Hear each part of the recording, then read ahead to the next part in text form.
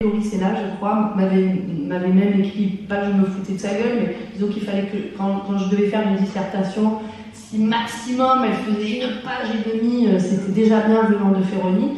Et alors que maintenant, mon métier principal et mon intérêt principal, et ce qui me fait vibrer le plus dans ma vie, c'est d'écrire et de défendre des textes. Donc, ce que je tiens à vous dire, c'est que tout n'est pas perdu et que l'écriture, non, au cas où vous devenez prof, notamment, je ne parle pas aux élèves, je parle aux profs, tout n'est pas perdu, vous pouvez devenir autre chose que prof. Non. Voilà, non, je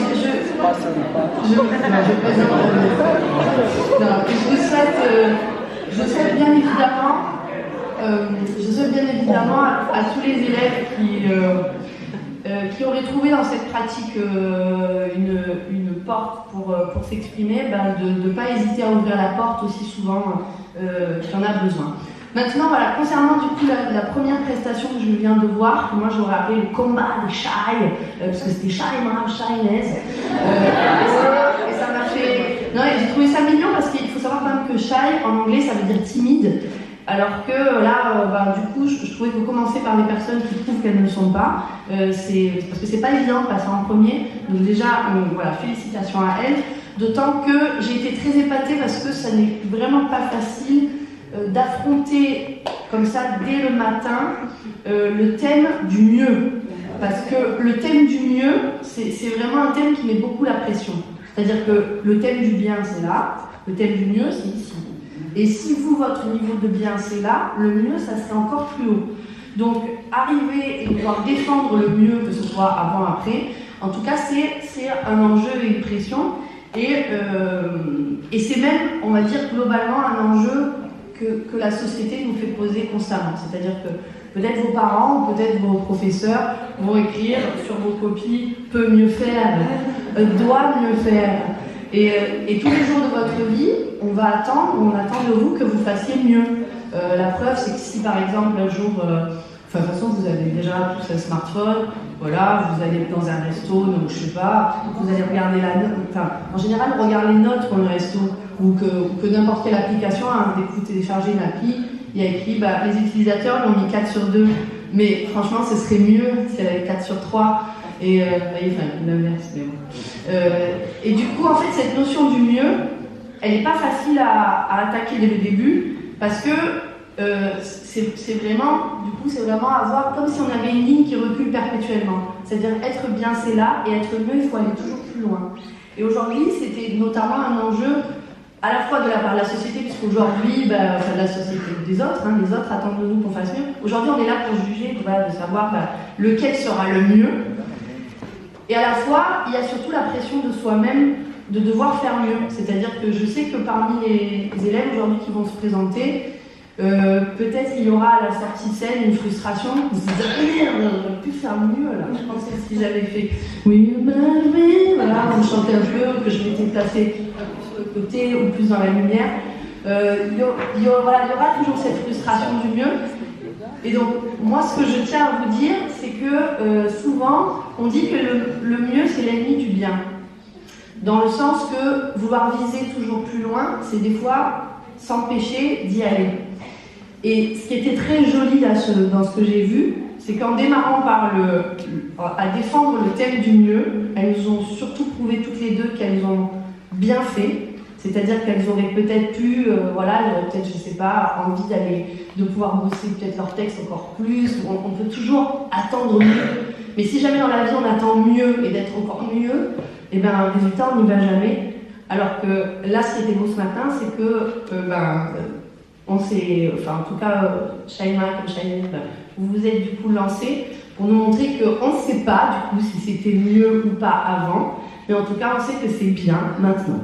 Voilà.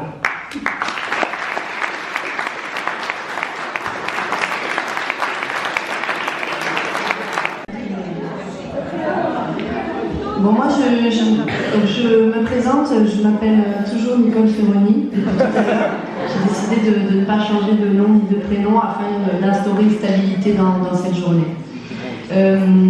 Évidemment, comme on m'a invité à en parler, je vous en profite, sinon il ne fallait pas m'inviter. Non, juste voilà, pour parler du respect, parce que j'ai essayé quand même un peu de travailler en parallèle des élèves et des candidats de ce concours, et de la même façon que Yann, je me suis dit que je ne savais pas ce qu'était le respect. Je me suis notamment posé la question de est-ce que par exemple respecter quelqu'un c'est lui mentir ou lui dire la vérité, parce qu'on peut dire oui forcément si la personne on la respecte, on lui dit la vérité, et en même temps je me dis mais si je croise un monsieur qui pue dans la rue, je lui dis excuse-moi monsieur vous puez, et je me suis dit ça ne serait pas le respecter. Donc des fois ça pose la question de qu'est-ce que respecter l'autre. La notion du respect du coup elle est subjective, elle est propre à chacun. Alors du coup, je suis quand même allée voir la racine du respect. Moi, en général, quand je sais pas, quand je connais pas un mot, ou quand je suis pas sûre de son intention et de savoir me positionner vis-à-vis de ce mot-là, je fais comme avec les plantes. Bon, je déracine pas les plantes, parce que sinon c'est pas bien pour la planète. Mais avec les mots, je peux le faire parce que après on les replante très facilement. Donc, je suis allée déraciner le mot respect, et le mot respect vient du latin respicere, ma foi, qu'il y a donc à la fois de ré et de spéciaux.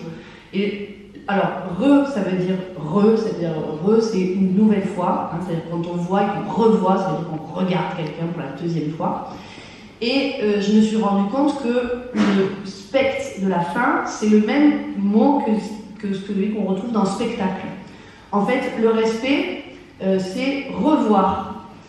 Et du coup, quand on y pense, je me suis dit, c'est quand même ça, c'est une bonne définition de ce que peut être le respect. C'est-à-dire que, normalement, si je vais croiser quelqu'un qui, sincèrement, ça peut arriver des fois qu'une personne ne soit pas d'accord avec elle, qu'elle nous agace, etc., la première impulsion qu'on va avoir, c'est ça, on va se taper, ou je sais pas, ou quelque chose comme ça. Et le problème, c'est que si on répond à cette impulsion immédiatement, la première impulsion, c'est illégal, on va pas le taper. Et donc, le respecter, c'est faire, je vais te taper, mais je ne le fais pas, et je reviens, et je réfléchis, et j'essaie de me poser la question de pourquoi j'ai envie de te taper, et est-ce que j'ai vraiment raison de le faire, est-ce qu'on ne peut pas discuter avant. Et donc, le respect, il faut bien avoir en tête que le respect, au cas où effectivement il serait déjà décédé depuis fort longtemps, le respect, on a au moins cette capacité de le ressusciter. Et donc, de façon très simple, et j'espère que ce sera le cas pour vous, juste en venant voir une deuxième fois. Donc, je sais qu'aujourd'hui, vous êtes venus voir vos camarades, et je sais que peut-être vous les avez regardés aussi sous un autre jour. Et j'espère surtout que du coup, vous reviendrez l'année d'après. Voilà, c'est tout.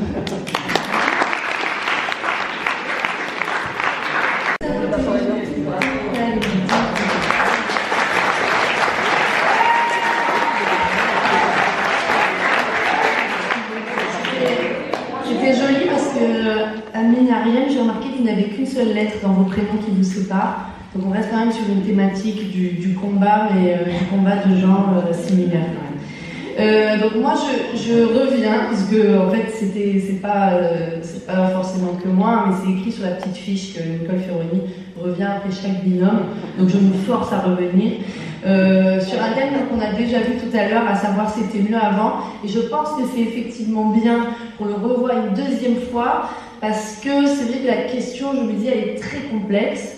D'abord, je trouve qu'elle était, et là donc je m'adresse aux personnes qui l'ont choisie, c'est-à-dire que ça manque quand même aussi de précision, et j'imagine que ça devait être difficile pour les candidats du coup d'écrire, parce que c'était mieux avant, on n'a pas précisé quand. Moi je vois par exemple, si je parle de moi, parce que j'adore ça, c'était mieux avant, oui, là par exemple je suis mieux maintenant que ce matin, parce que je suis plus réveillée. Je suis effectivement mieux maintenant qu'il y a 10 ans, parce que je suis plus réveillée aussi, sur d'autres points. Par contre, je suis pas mieux maintenant, je pense qu'il y a 100 ans, d'abord parce qu'il y a 100 ans je n'existais pas, mais si jamais j'avais existé, très certainement, on m'aurait mariée de force avec un homme que j'aime pas, ou que je serais morte peut-être d'une rage dedans. Est-ce que c'était mieux maintenant qu'il y a 100 000 ans? Là, pareil, l'espèce humaine était à ses prémices, peut-être que c'était mieux pour la planète de ne pas nous avoir. Et là, du coup, ça pose la question alors déjà, on n'a pas défini le avant, mais ensuite, on n'a pas défini le C apostrophe. Qu'est-ce qui était mieux avant. Donc là, j'imagine que les candidats aussi, Ariane et Annie, ont dû se poser la question, qu'est-ce qui était mieux avant? Et c'est vrai que si par exemple on prend juste un fait tout simple comme traverser le ciel en avion, je me disais, bah oui, pour moi, effectivement, c'est mieux de pouvoir traverser le ciel en avion, mais est-ce que c'est mieux pour le ciel que je le traverse? Non. Après, ça dépend aussi de quel point de vue on se place. Et enfin, il fallait aussi définir le mieux. Qu'est-ce que c'est que mieux? Et donc, comme je vous l'ai dit tout à l'heure, pour moi, la seule définition que j'ai du mieux, c'est que c'est plus que bien. Donc, c'est à chaque fois une ligne qui recule. Ce qui veut dire que mieux, c'est comme s'il faut qu'on aille toujours plus loin, plus loin, plus loin. Or, pour aller plus loin, j'ai réfléchi ce matin, je me suis dit, mais comment on fait pour aller plus loin en général? Et c'est vrai que nous, en tant qu'humains, la meilleure façon qu'on a d'aller plus loin, c'est de marcher sur deux pieds. Parce que si on ne marche qu'avec un seul pied, on tourne en rond. Si vous faites droite, on ne marche pas. Alors vous allez me dire, oui, mais Féronie, quel rapport avec ce qu'on est en train de dire?